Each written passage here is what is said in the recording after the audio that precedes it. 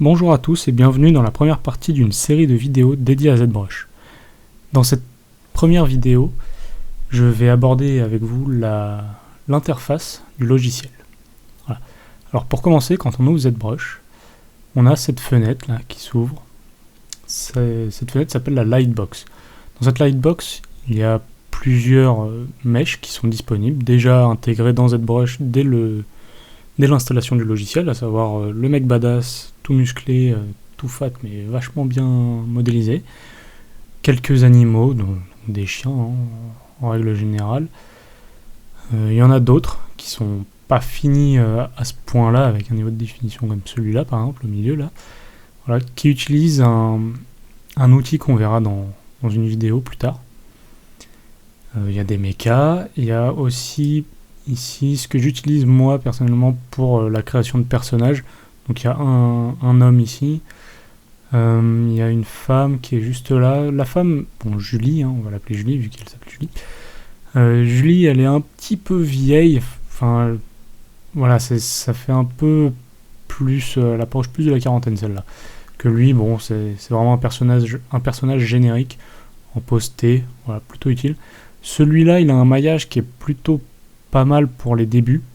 Donc il a un maillage qui est quasiment entre guillemets parfait, quoi. Il n'y a pas de spirale, il n'y a pas de voilà.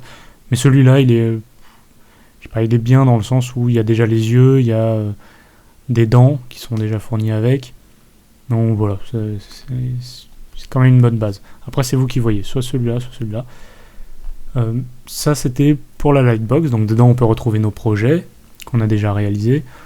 On peut retrouver des textures, des alphas. Enfin, grosso modo, là-dedans, c'est vraiment une boîte à outils, quoi. C'est la Lightbox de ZBrush, c'est la boîte à outils, quoi. En gros, dès que vous avez besoin d'un truc, si vous le trouvez pas, hop, ici, et dedans, vous avez accès à tous vos répertoires liés à ZBrush, là où vous avez installé votre logiciel.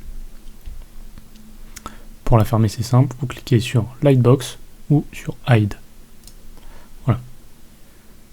Maintenant, on va s'attaquer à la partie du haut, donc le menu, voilà, qui est différent de tous les menus que j'ai pu voir, que ce soit Blender, Maya, 3ds Max, Mudbox. Voilà. Ici, il n'y a pas de fichier, édition, déformation, enfin bon bref. Voilà, c'est vraiment... Tout est lié à ZBrush, je vous montrerai comment on exporte tout ça, comment on importe aussi. Donc là vous avez voilà, les alphas, les brushes, c'est classé par ordre alphabétique. Donc dans les brushes, si vous cliquez, vous avez accès à vos brushes, à tous les paramètres qui sont propres. Vous pouvez modifier les couleurs, tout ça. Pareil, le document, donc là dans document, le document c'est ce carré, cette fenêtre là. Document, ici, vous pouvez venir modifier la taille. Voilà. En cliquant là-dessus, vous pouvez modifier la hauteur et la largeur indépendamment. Que là, voilà. Vous voyez, les deux curseurs sont liés.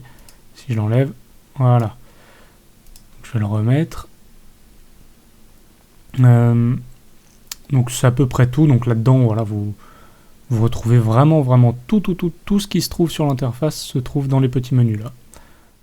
Donc maintenant, on va s'attaquer à la partie de droite, qui se trouve être la même que la partie de gauche. Donc ce sont deux panneaux latéraux dans lesquels on peut venir rajouter. Vous voyez, là il y a Material, Tool. On peut les retrouver ici, donc Tool. Vous voyez, voilà, c'est le même. Pareil, Material. Si on vient, on peut le retrouver ici. Voilà. Donc là, vous pouvez mettre ce que vous voulez. Qui appartiennent au menu. Donc par exemple, voilà, je travaille sur les alphas. Hop, je viens mettre mon curseur sur le petit cercle avec la petite flèche. Je pique. Voilà, vous voyez, je peux le bouger. Et je viens le mettre ici, par exemple. J'aurais très bien pu le mettre à droite. Voilà. J'ai fini avec mes alphas, j'ai fait toutes les modifs que je voulais, tout ça. Hop, je viens là, et là, j'ai juste à cliquer dessus. Voilà, c'est tout. Par défaut, il y a déjà les matériaux et les tools qui sont à gauche et à droite respectivement. Voilà. Donc là, c'est à peu près tout pour vraiment l'interface de base. Maintenant, quand on vient créer un objet dans notre document, on clique par exemple sur le cylindre, ou sur l'étoile, hein, de base c'est cylindre ou étoile. On voit que là on a différents paramètres qui sont différents, ouais, ça fait beaucoup de différences, mais qui ne sont pas les mêmes par rapport au cylindre et à l'étoile.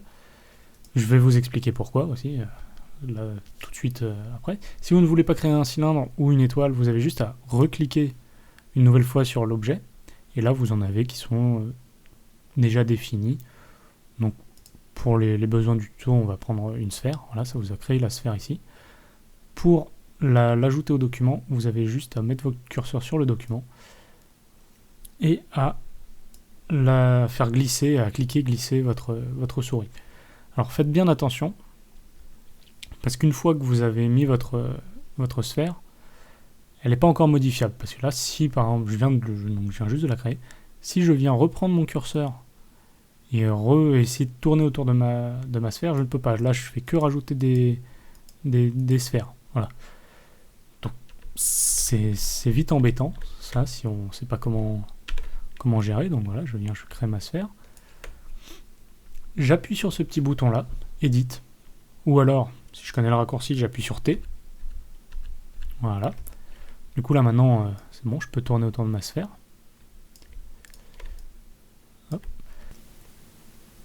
Pour bouger dans mon document, pour tourner autour de ma sphère, je me mets en dehors de mon objet, toujours dans le document ou là, dans le cadre gris qui se trouve autour, et je n'ai juste qu'à faire un cliquer-glisser, voilà, je peux tourner autour de ma sphère sans problème. Pour recentrer par rapport aux axes X, Y, Z, par exemple ma sphère, voilà, elle est légèrement inclinée comme ça. J'appuie sur Shift et je glisse vers le bas ou vers la gauche, la droite, peu importe. Mais toujours en dehors de l'objet. Shift et glisser, voilà. Et ça me recadre ma sphère, mon objet, peu importe l'objet que c'est, ça fonctionne, hein, ça le recadre par rapport aux axes X, Y, Z. Voilà, là, selon l'axe le plus proche. Donc ça c'était pour, on a vu donc la rotation, recentrer l'objet par rapport à un axe. Maintenant, pour le bouger comme ça, si on veut juste le déplacer, pouvoir avoir accès à un point précis, tout ça, on clique sur Alt, et toujours en dehors de notre objet, on vient, clic gauche, et on bouge. Voilà, c'est aussi simple que ça. Maintenant pour zoomer, CTRL, et là c'est clic droit, c'est plus clic gauche, clic droit, et on bouge. On slide de haut en bas. Voilà, ça nous fait zoomer. Donc c'est tout pour la partie je bouge autour de mon objet. Alors dans le côté droit, sur les petits raccourcis qui sont en dehors des menus latéraux, vous avez encore des raccourcis. Cette fois-ci des raccourcis qui sont venus directement depuis les menus, depuis le menu dont je vous ai parlé au tout début de la vidéo, à savoir donc document par exemple, mince, je suis dans Brush, document par exemple, avec le scroll, le zoom, enfin voilà, quand il y a plusieurs petits paramètres qu'on retrouve ici, qui sont liés uniquement, alors attendez, je règle le mot, voilà, qui sont liés uniquement au document cette fois-ci. C'est pas, par exemple là, si je clique sur le zoom, je vais pas zoomer sur mon objet, je vais zoomer sur le document en lui-même, vous voyez, c'est le document qui bouge. En fait, dans ZBrush, le document, c'est comme si c'était une feuille de papier. Une feuille de papier avec une profondeur. Donc une sorte de boîte qu'on peut rapprocher ou éloigner de nous, sans problème. Voilà. Donc là, on peut revenir à la taille actuelle du document. Hein. Par exemple, je fais ça, voilà. Là, je reviens au zoom et à la taille actuelle du document qu'on a réglé ici. Voilà. Là, pareil, sauf que, donc c'est les mêmes, hein, move, scale, rotate, voilà. C'est les mêmes, sauf que ça correspond au raccourci que je vous ai montré tout à l'heure, là. Donc, je peux bouger mon objet, je peux grossir, voilà, zoomer en gros. C'est pas vraiment un scale dans le sens où je fais grossir mon objet, là, c'est vraiment je zoome dessus et je peux le faire tourner. Voilà. Donc c'est tout pour cette partie-là. On verra après dans d'autres vidéos les particularités de chaque autre raccourci qui ne sont pas forcément utiles. Là, c'est vraiment les bases. On va passer au raccourci qui se situe sur la gauche. Alors à gauche, vous avez les brushes tout en haut. Donc brush, c'est tous les types de pinceaux, tout ce qu'on peut rajouter, qu'on peut modifier sur notre sphère. Donc là par exemple, si je veux, je vais rouvrir celui-là pour aller plus vite. Si je veux faire une sorte de bosselage, on va garder le pinceau de base, hein, le standard. Si je veux venir rajouter ou faire une déformation, voilà, il me dit pour pouvoir sculpter, il faut que je convertisse ma primitive 3D, donc ma sphère, en Polymesh 3D. Alors, pour le convertir, c'est assez simple, il suffit d'aller là. Alors, on va enlever ça, voilà. Il suffit d'aller dans le menu tool et de cliquer sur Make Polymesh 3D en ayant bien sélectionné notre subtool de la sphère 3D. Et regardez, quand je clique dessus, voilà. Là, j'ai ma sphère 3D que j'avais créée. Et là, j'ai mon Polymesh 3D de la sphère.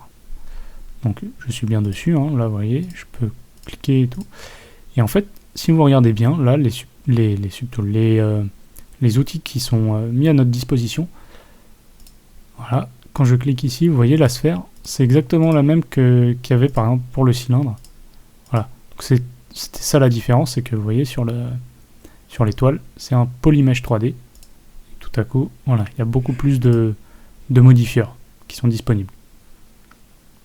C'est pas des modifieurs, mais bon, il y a beaucoup plus d'outils, de menus qui seront détaillés dans d'autres vidéos. Voilà. Il y en a peut-être un ou deux là que je vais ouvrir pour vous montrer, mais c'est pas le but de la vidéo. Je vais pas montrer, voilà, maintenant là, qu'on a converti en Polymesh 3D, on peut venir sculpter dessus. Vous voyez ? Voilà. La stroke, ça va être la forme le type de tracé qu'on va donner. Donc là, j'ai pris Color Spray. En gros, comme son nom l'indique, donc c'est un spray. Et là, vous voyez, il y a des sphères, c'est pas des sphères, des cercles blancs, bien blancs, plus ou moins gros, et des sphères gris, plus ou moins gros.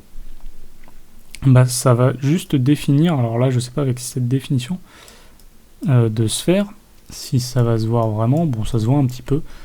Alors, on va utiliser notre premier raccourci de modélisation, CTRL D. Vous voyez, là-haut, j'ai mon nombre de polygones qui vient d'augmenter. Si je fais CTRL Z, voilà, je suis à 8000.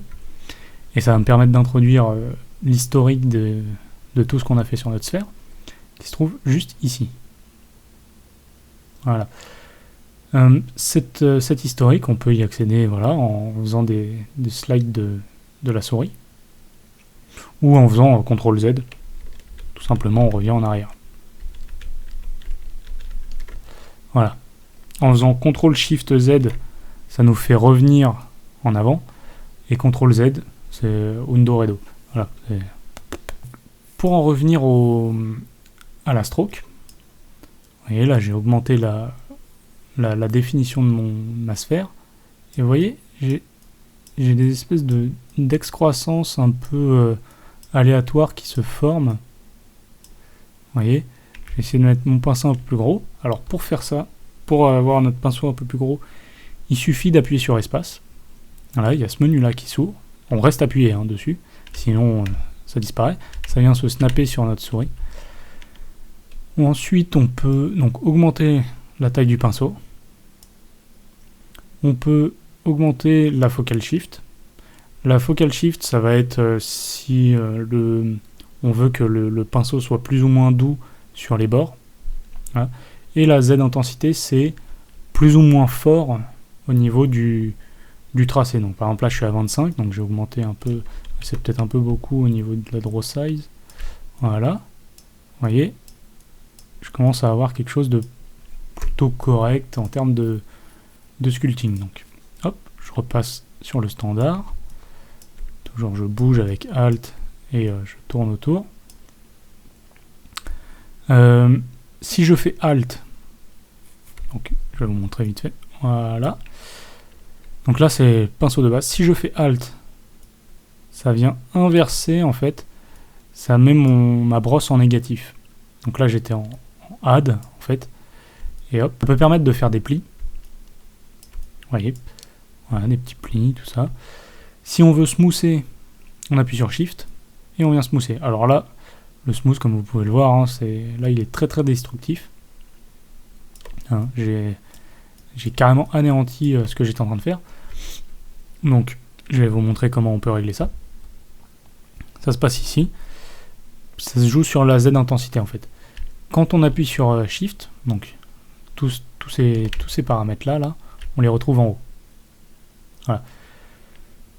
Quand j'appuie donc sur Shift, vous voyez, il y a des curseurs qui apparaissent, qui disparaissent, qui bougent. Ce ne sont pas les mêmes. Et aussi notamment au niveau de la broche, là, on voit, je suis en standard, j'appuie sur Shift, je passe en smooth. C'est pour ça que Shift de base, c'est la broche de smooth, mais on peut la changer. C'est juste avoir des brushes qui sont accessibles assez rapidement en termes de raccourcis, quoi, voilà. Donc, si je veux que ça soit moins violent en termes de smooth, par exemple là je suis en train d'aplatir vraiment ma sphère, vous voyez, là c'est limite plat, quoi. J'appuie sur Shift et là je baisse ma Z intensité. Voilà. Et quand je fais ça, tout de suite je vais venir smoother et là je peux smoother beaucoup plus précisément pour atteindre des zones ou pas forcément des zones, mais pour atteindre un niveau de détail que j'aurais plus apprécié que juste aplatir ma sphère. Voilà. Ou complètement détruire ce que je venais de sculpter. Pareil, là on voit, vous voyez, l'historique, il a augmenté, et, bon, attendez, là il y a une petite sauvegarde, voilà, et je peux très bien revenir en arrière pour récupérer ma sphère du début.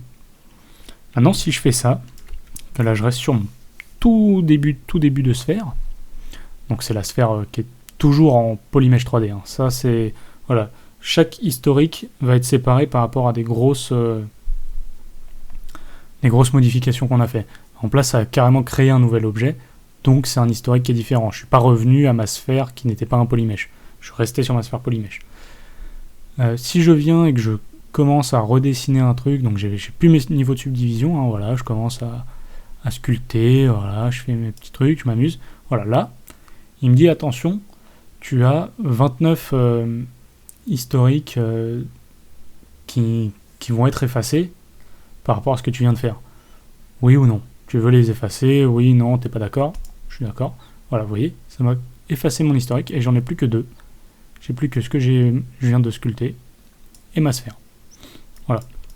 Donc, ça, voilà, si vous faites des grosses modifications, que vous revenez longtemps avant que vous vous rendiez compte que vous avez fait une erreur, donc juste, admettons, je sais pas moi, là j'en avais 29, mais ça peut très bien être 60, 100, enfin voilà, vous pouvez parfois revenir très loin en arrière, et par exemple, sans vous en rendre compte, vous faites une manip, et là vous faites « Oh non, mince, j'ai fait une modif que j'aurais pas dû faire », bah, le logiciel, quand il y en a beaucoup comme ça qui vont être effacés, il vous prévient.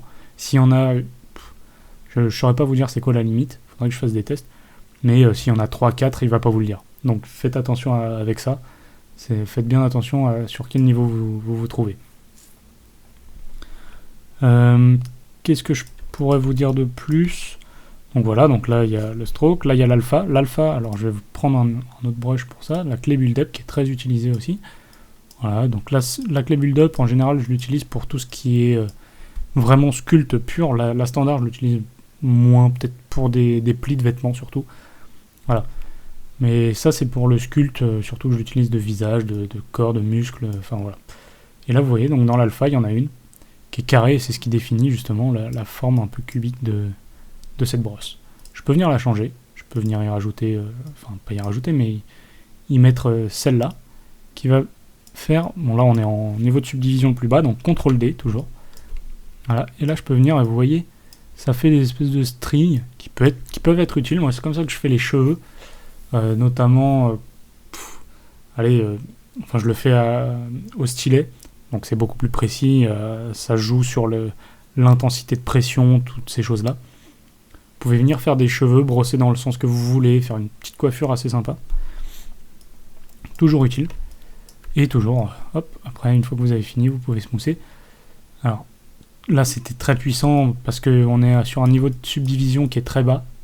Donc le smooth reste puissant malgré le fait qu'il soit à 19. Voilà. Hop. Alors, ça, c'était rien à voir avec le logiciel. Voilà, donc là, je peux smoother tout ce que je veux, tout ça. Voilà. On va voir un petit peu les masques aussi. Donc, les masques, c'est contrôle. Vous voyez, mon curseur devient jaune et il y a marqué plus masque. Donc le masque peut me servir lorsque je sculpte. Vous voyez là, hop, je me fais une petite forme. Et en fait, tout ce qui se trouve dans le masque ne sera pas modifiable par le pinceau ou par toute autre action. Hop, regardez, je vais changer ça. Je vais revenir sur la base. Voilà, vous voyez. Voilà, là je fais vraiment un truc un peu crade. C'est pour bien que vous voyez que je peux pas interagir sur mon masque. Je reviens en arrière, je vais me revenir encore un peu en arrière. Voilà, pour inverser la sélection du masque, parce que parfois on a besoin juste d'une petite zone et c'est plus facile de venir sélectionner cette petite zone, ou du moins plus rapide, de venir sélectionner cette petite zone que de faire tout l'objet plus bien délimiter la zone qu'on ne veut pas prendre. On a juste, on va dire que c'est celle-là qu'on veut travailler et pas le reste. On a juste à venir faire CTRL et un petit clic en dehors de notre objet, et là ça a inversé le masque. Et du coup, c'est cette zone-là qu'on peut venir travailler. Voilà, parfait. Pour enlever tous les masques, enfin tous les masques, tout le masque qu'on a fait, on vient en dehors de l'objet, on fait CTRL, on glisse, et voilà. Ça nous a supprimé notre calque, et on peut venir smoother légèrement. Bon là c'est vraiment grossier, hein, mais on peut venir resmoother après, pour adoucir les pentes qu'on a pu créer, tout ça. Voilà, et donner un effet un peu plus réaliste, ou plus, du moins plus doux, quoi, moins abrupt qu'on avait lorsqu'on a créé le masque. Voilà, donc ça c'est pour toujours dans les raccourcis utiles au niveau du pinceau. Qu'est-ce qu'on peut avoir d'autre de très utile lorsque l'on débute vraiment pour avoir des formes? Donc pareil, hein, je vous ai dit, on appuie sur Alt quand on veut sculpter, donc là voilà, là j'appuie pas sur Alt, je fais un truc, et quand j'appuie sur Alt, ça fait l'inverse, c'est-à-dire que ça vient, ça creuse, voilà, là je peux venir resmoother, hop, ça j'efface, tac, voilà, je peux venir smoother, faire des trous comme ça, voilà, ok. Maintenant, si je veux faire tout en symétrie, parce que, bah voilà, par exemple, alors je vais revenir un peu en arrière, hop, je ne veux pas cette excroissance, voilà, vous voyez, je suis revenu avant mon excroissance, et je veux avoir un trou que je vais créer ici, voilà, je veux avoir un trou ici, mais à la fois ici. Bien, c'est simple, j'appuie sur X, alors, là, j'étais pas dans le bon axe, hein, du coup, vous voyez, ma symétrie, c'est pas forcément la bonne chose, mais si je la veux vraiment ici, et là, mon trou, je vais dans Transform, et là, vous voyez, j'ai Activate Symmetry. Donc, on voit bien que le raccourci, c'est X, c'est pour ça que quand j'appuie sur X, tout de suite, regardez, voilà, vous voyez, ça active ma symétrie. Ça l'active par défaut sur X. Alors, je sais pas, peut-être que c'est lié au raccourci. Et vous voyez, hop là, je peux enlever la symétrie sur l'axe. Bon, bah du coup, ma symétrie est activée, mais comme j'ai pas défini d'axe, c'est comme s'il n'y avait pas de symétrie finalement. Hop, et là je peux prendre le Y, et le Y, vous voyez que c'est de l'autre côté de ma sphère, donc c'est pas encore celle-là qu'on veut. Je me suis trompé de touche. Donc on retourne dans l'onglet Transform, Symétrie, voilà, et on active le bon axe cette fois-ci. On vient et on peut sculpter, on peut faire nos petites bidouilles. Voilà, donc par exemple un sourcil, on vient, on creuse, voilà, hop, et on peut venir comme ça faire un petit bonhomme. Bon là, il a un nez un peu trop fat, on va venir le smoother. Voilà. Je vais vous montrer aussi comment on supprime là ces espèces de petites excroissances qui font que notre sphère, de par son maillage, si on vient smoother ça, ah voilà, ça fait ça fait un point de tension en fait.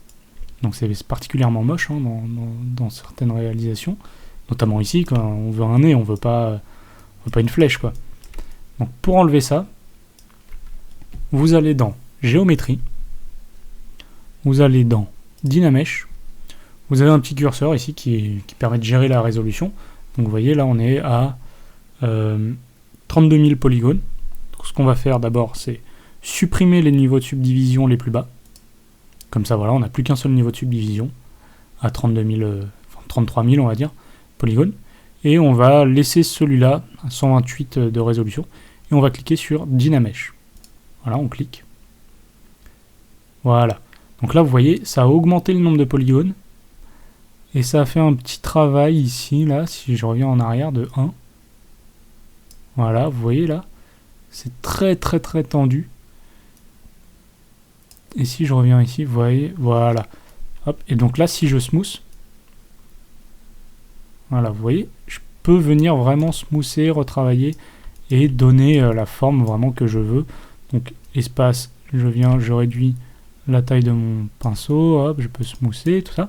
Et là, vous voyez, Dynamesh est toujours activé. Donc ça peut être très bien, mais ça peut être aussi un inconvénient. Alors, pour le réactiver, bon, vous avez juste à recliquer dessus.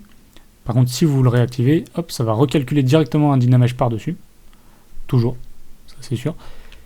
Et si vous voulez ne pas avoir à le désactiver puis le réactiver, vous pouvez donc le laisser activer et vous avez juste à faire CTRL et cliquer glisser et ça va vous recalculer un Dynamesh. Par exemple, je prends, donc je garde ma brush de clé build-up et là je fais quelque chose de très très très très moche. Voilà, vous voyez j'ai des polygones qui sont vraiment vraiment étirés au maximum. Hop, CTRL, cliquer glisser et voilà, et ça m'a rajouté du maillage. Donc là je passe à 53 000, ça m'a rajouté du maillage sur lequel je peux venir voilà, resculpter, faire mes petites bidouilles, smoother, rendre les choses un peu plus belles. Voilà, c'est comme ça que ça fonctionne hein, on vient, on rajoute du maillage, on tire, on rajoute du maillage, on Dynamesh, tout ça. Alors si par exemple c'était pas suffisant encore en termes de Dynamesh de résolution, par exemple, je sais pas, moi j'avais mis 8, voilà, je fais, vous voyez, ça m'a tout a été on voit vraiment là les faces pour le coup, voilà, donc là c'est pas ce qu'on veut. Donc ce qu'on peut faire c'est CTRL Z, on revient, on augmente, et donc, alors attendez, juste, non c'est bon, vous voyez là je suis passé de 128, enfin de 8 à 1096, et là vous allez voir, c'est un peu plus long, évidemment, parce qu'on a bourriné le logiciel. Et là, vous voyez, il y a une petite barre orange qui montre la progression du calcul, de tout ce qui se passe. Dans l'ensemble du logiciel, tous les temps de chargement qui vont se faire, à savoir la retopologie, le rendu BPR que je vous montrerai un peu plus tard, tout ça se matérialisera sous la forme de cette petite barre orange qui va augmenter avec le temps. Et une fois qu'elle arrivera à terme, ça sera fini, quoi. On n'aura plus qu'à commencer à retravailler. Voilà. Je vais faire une petite ellipse, parce que là c'est quand même assez long. Et je vous retrouve tout de suite après. Là, ce qu'on voit, c'est que le maillage a tellement été multiplié, donc je suis à 3 800 000 polygones, donc c'est beaucoup trop hein, pour ce que c'est. Mais vous voyez, ça a gardé l'espèce de forme moche que ça avait. Et quand je smooth, là, pour le coup, il n'y a rien qui se passe, quoi. Parce que mon smooth est potentiellement pas assez fort, et même si je reviens, vous voyez, je suis obligé de passer longtemps dessus. Donc le smooth, même s'il est puissant, ça va dépendre aussi énormément du nombre de polygones qu'on va avoir. Donc il ne faut pas non plus trop abuser là-dessus. Donc on va revenir légèrement en arrière. Voilà. On revient sur 47 000 polygones. Hop, on va le désactiver. On reste en symétrie. Et voilà, un joli petit sourire. Ah oui. Je suis resté à 100 du smooth. Voilà, hop. Et voilà, on a un joli petit bonhomme de mec plutôt content.